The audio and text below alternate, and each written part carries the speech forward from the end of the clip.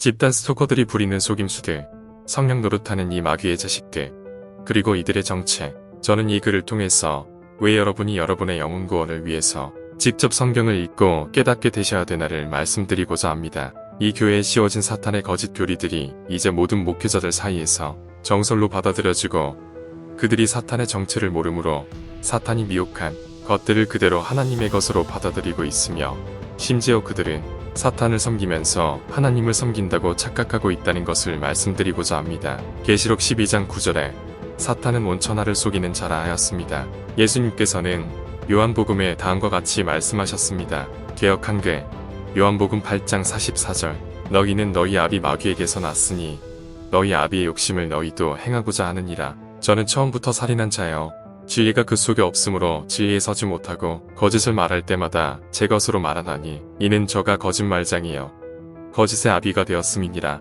사탄이 온 천하를 속일 수 있는 것은 그가 탁월한 거짓말쟁이이며 사람들을 속이는데 아주 능한 간교한 존재인 것을 우리는 알 수 있습니다. 보통의 성도들, 특히 영적 전쟁에 익숙한 성도들이 흔히 예수 이름으로 마귀는 물러가라라고 외치고 선포하면 마귀가 쫓겨간다라고 생각하시는데, 그것은 귀신과 이 마귀를 구별하지 못하셔서 그런 것입니다. 귀신과 마귀, 즉 사탄은 엄연히 다르며 귀신은 영적 존재이지만 사탄 마귀는 그저 피조물입니다. 그리고 성경에서는 귀신이 간교하다라고 표현한 부분이 없습니다. 마귀에 대해서는 창세기 3장 1절에 하와를 끈 뱀이 들짐승 중에 가장 간교하다 라고 표현하고 있으며, 사도 바울은 사탄의 일꾼이 의의 일꾼으로 가장하는 것이 놀랄 일이 아니다 라고 이야기합니다. 개역 한글 고린도후서 11장 15절 그러므로 사단의 일꾼들도 자기를 의의 일꾼으로 가장하는 것이 또한 큰일이 아니라 저희의 결국은 그 행위대로 되리라.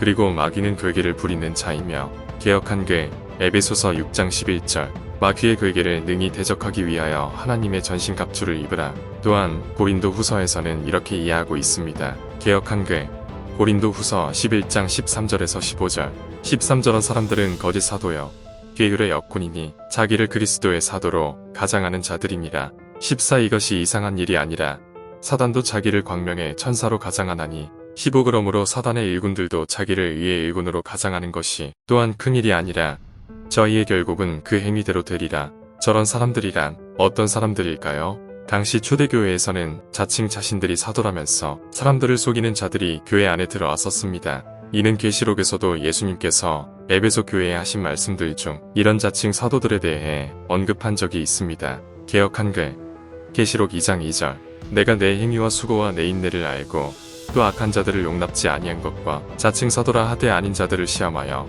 그 거짓된 것을 내가 드러낸 것과 그리고 성령의 역사가 활발하게 나타났었던 초대교회에서조차도 각종 이단들과 자칭 유대인들, 자칭 사도들, 자칭 선지자들에 의해 성도들을 미혹해 하는 현상들이 끊이질 않았습니다. 이런 자들이 누구일까요? 아시다시피 초대교회에서는 성령님의 역사가 늘 있었었던 시대입니다. 그런데 그런 하나님의 역사를 알고도 성도들을 거짓으로 미혹하고 그들을 믿음을 없이 하려는 무리들이 있었다는 것 자체가 사람으로서 이해가 가질 않습니다. 여러분들은 이해가 가십니까? 당시 사도들과 성령이 충만한 집사들, 그리고 모든 성도들은 외국어로 방언을 하며 예언을 받고 귀신을 쫓아내고 죽은 자가 살아나고 하는 놀라운 일들이 일어났었는데, 어떻게 그런 사실들을 알고도 거짓 사도로 자칭하고 유대인이라고 자칭하여 복음을 전하는 사람들을 미혹하기 위해 교회에 가만히 들어오는 사람들이 있었다는 것이 저는 또 하나의 증거, 꼭 이들 불법을 행하는 자들이 사람이 아닌, 즉 아담의 후손이 아닌 마귀의 자식들이라는 증거가 된다는 것을 말씀드리고 싶습니다. 본론으로 돌아가겠습니다.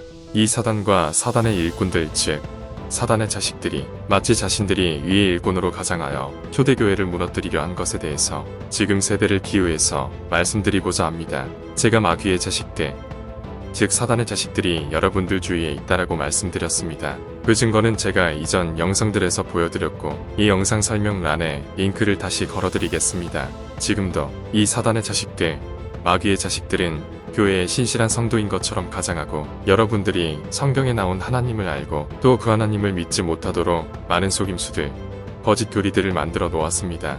그 거짓 속임수들을 나열해 보겠습니다. 1. 지금도 성령의 역사가 나타난다. 그래서 지금의 방언도 성령의 방언이고, 지금 있는 예언자들도 성령께서 예언하시는 것이고, 지금의 축사, 치유사역자들도 성령에 의한 것이다. 성령의 음성을 듣는 자들이 늘어나는 것도 마지막 때이기 때문이다. 이 문제는 많은 이유들과 연관이 되어 있습니다. 이것은 마귀의 자식들이 교회에 씌워놓은 계략 중의 하나로 1번에 언급된 이런 기적적인 현상들, 마치 초대교회에서 나타나는 듯한 성령의 역사가 지금도 나타나게 된다라는 속임수에 대해서 제가 몇 가지 말씀으로 이것들은 거짓된 것이고 그 배후에 마귀가 있다는 것을 말씀드리겠습니다. 1. 성령의 음성을 듣는다는 사람들끼리 서로 말이 맞지 않고 서로 지향하는 바가 충돌되어 서로 싸우기도 하고 서로 비판한다. 성경은 분명히 성령님은 한 분이고 성령이 충만한 자들은 당연히 성령의 열매를 맺게 되어 있다라고 말합니다. 개역 한글 고린도전서 12장 11절 이 모든 일은 같은 한 성령이 행하사 그 뜻대로 각 사람에게 나눠주시느니라. 이것은 같은 성령에서 비롯된 것이 아니기 때문에 지금의 성령의 음성을 듣는다는 자들의 이야기가 다르고 서로 비판하고 싸우기를 아무렇지도 않게 하는 것입니다. 저도 한때 성령의 음성이라고 해서 이분들보다 훨씬 더 이 성령이란 가짜 존재에 대해 알고 있는 사람입니다. 그리고 저는 이 성령이란 가짜 존재가 누구인지 알게 되었고 이 가짜 성령이 어떻게 사람들을 미혹하고 그들에게 어떠한 사항들을 지시하는지 알고 있습니다. 제가 저를 포함해서 이 성령의 음성을 듣는 자들이 공통적으로 이 가짜 성령으로부터 듣게 되는 말은 바로 이 속은 자들이 살 집에 관한 것입니다.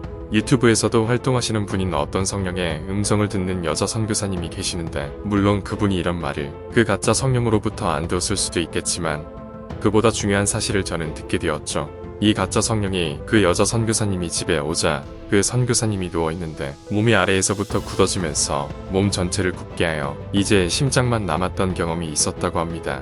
그런데 그때 그 여자 선교사님이 그 가짜 성령에게 물어봤더니 그 가짜 성령이 이렇게 말했더라고 합니다. 아브라함이 이삭을 바치는 시험을 당한 것처럼 너에게도 시험한다 라는 식으로 말했다고 합니다.